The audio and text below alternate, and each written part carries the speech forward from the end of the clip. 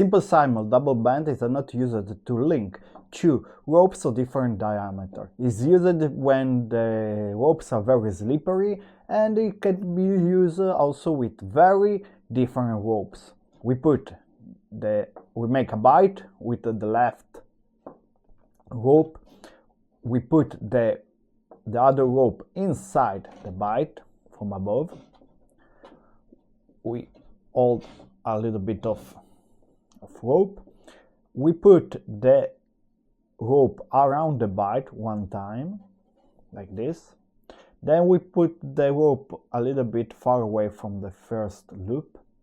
We turn around another time, under this part, over the bight again.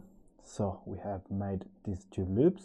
And then we put the rope under the bight, inside the bight, and then we can pull.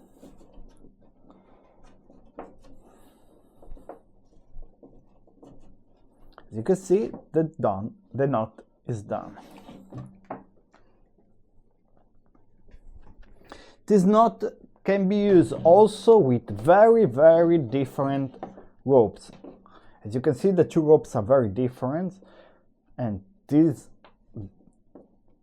knot can hold this kind of difference between the two ropes.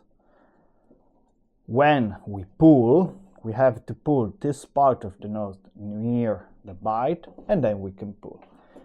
As you can see, the knot works.